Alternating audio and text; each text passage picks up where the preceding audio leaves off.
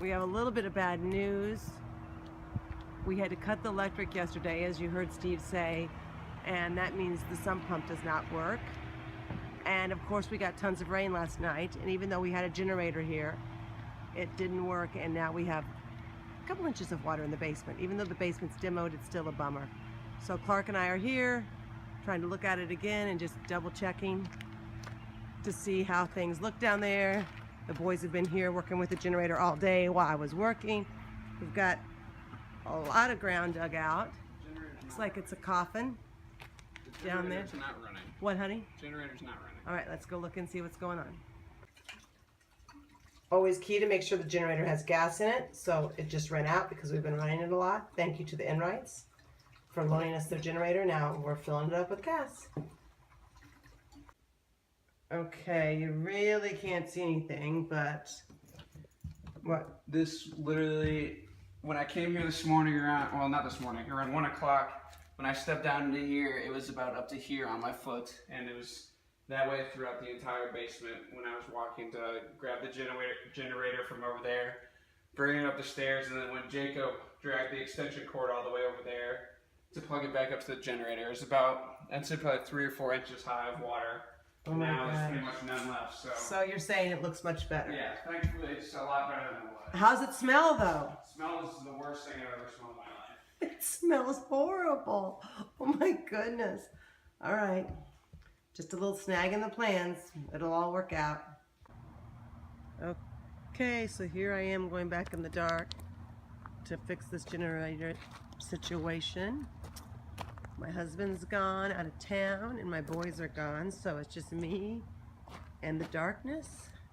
Hopefully not the raccoon. We'll see what's going on. I think the generator is out of gas again. We keep running out of gas. Well, it's always good to bring the key with you when you're trying to get in your house, right? So I forgot to do that. So back I go to get my key, and hopefully we'll get in the house as soon as we can. All right. The sump pump is still a little high. There's nothing that you can really see, but we need to get it down below the drain that's still sending water in here quite a bit. So it's a mess down here. As you can see, I've got my waiter boots on right now, but it's a mess.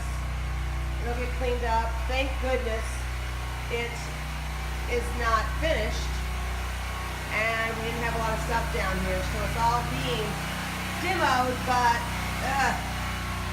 not a good situation. All right, tomorrow's a better day. The water will be gone, and we'll come back every few hours and refill the generator with gas and get this down as low as we can. All right, that's the update. Well, funny story, the key does not work for the front door. It only works for this door that is about, the lock's about 7-8 feet above our head or above the ground. Now, so, well, you know, Steve just told me yesterday, our GC, that he used to be a gymnast. So I'm thinking he's gonna have to pull out some of those gymnastic skills to get to this door now. Or maybe a ladder will work. The woes of rehabbing, so funny.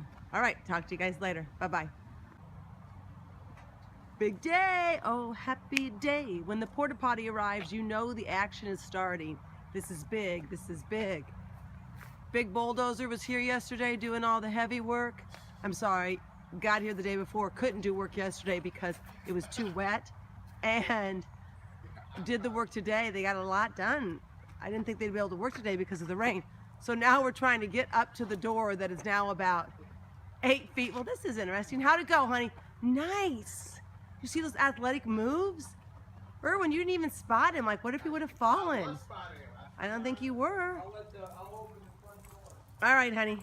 And so now getting to that door is a little cumbersome now, and we don't have a key for the front door.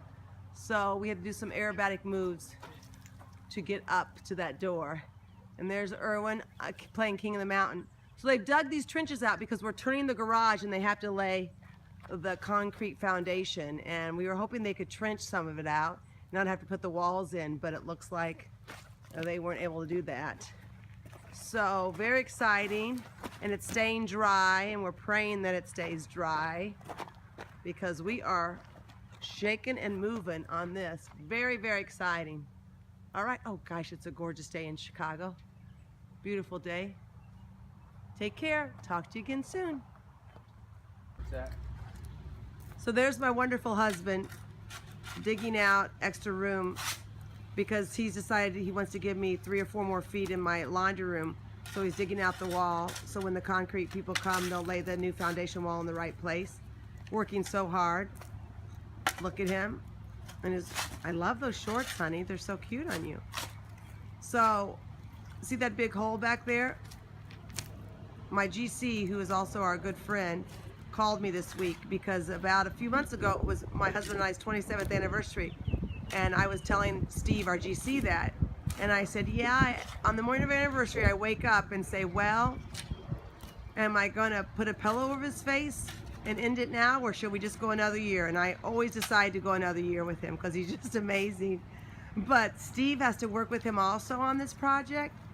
And sometimes Brad can be, I don't know, maybe a little, is picky a fair word, honey?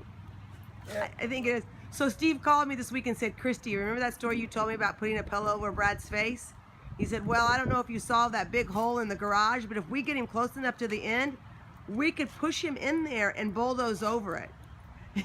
So I'm thinking maybe Steve is also thinking about putting a pillow over Brad's face too. We love you, honey. You're wonderful.